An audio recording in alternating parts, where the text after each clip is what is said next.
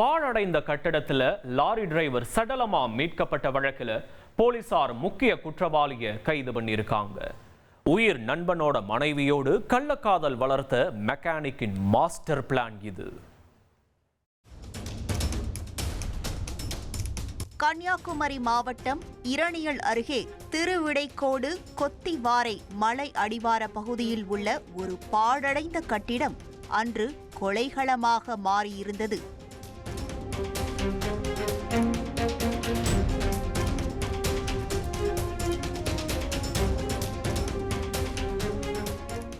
அந்த கட்டிடத்தினுள் 35 வயது மதிக்கத்தக்க நபர் ஒருவர் கொலை செய்யப்பட்டு இரத்த வெள்ளத்தில் கிடந்திருக்கிறார்.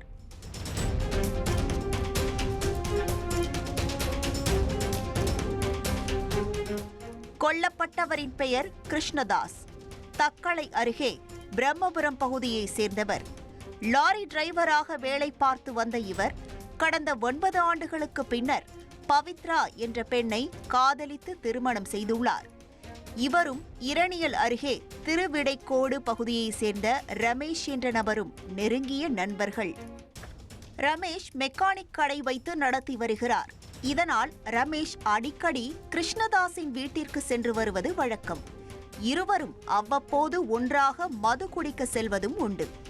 இந்த நிலையில்தான் சம்பவத்தன்று இரவு கிருஷ்ணதாஸை செல்போனில் தொடர்பு கொண்டு மது குடிக்க அழைத்துள்ளார் ரமேஷ்.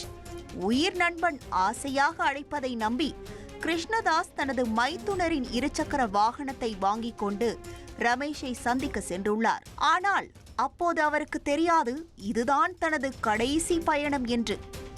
இதனை அடுத்து ரமேஷ், அவரது நண்பன் விமல் மற்றும் கிருஷ்ணதாஸ் ஆகிய மூவரும் நாகர்கோவில் அருகே உள்ள டாஸ்மாக் கடைக்கு சென்று மது குடித்துள்ளனர். பின்னர் மது வாங்கிக் கொண்டு இரணியல் அருகே திருவிடைக்கோடு கொத்திவாரை மலை அடிவார பகுதியில் உள்ள பாழடைந்த கட்டிடத்திற்கு சென்று மது அருந்தியுள்ளனர். அங்குதான் கிருஷ்ணதாஸுக்கு தீட்டப்பட்டிருந்தது கொலை திட்டம். மது போதையில் இருந்த கிருஷ்ணதாஸை உயிர் நண்பனான ரமேஷும் விமலும் சேர்ந்து கொடூரமாக தாக்கி கழுத்தை அறுத்து கொலை செய்துள்ளனர். பின்னர் சடலத்தின் மீது துணியை போர்த்திவிட்டு அங்கிருந்து எஸ்கேப் ஆகியுள்ளனர்.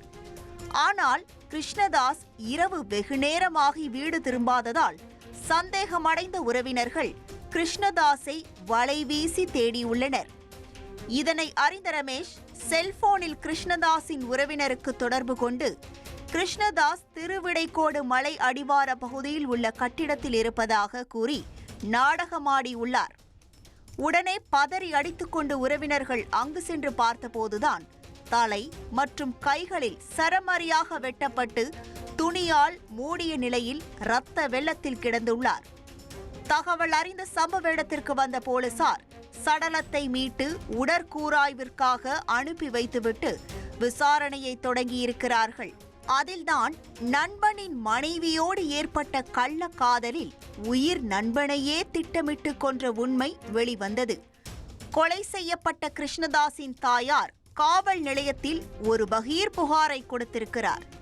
அதில் தனது மருமகளான பவித்ராவிற்கும் மகனின் நண்பனான ரமேஷ் என்பவருக்கும் நீண்ட காலமாக தவறான பழக்கம் இருந்து வந்ததாகவும், அதை கண்டித்ததால் ரமேஷ் திட்டம் தீட்டி தனது மகனை கொலை செய்திருப்பதாகவும் குறிப்பிட்டுள்ளார்.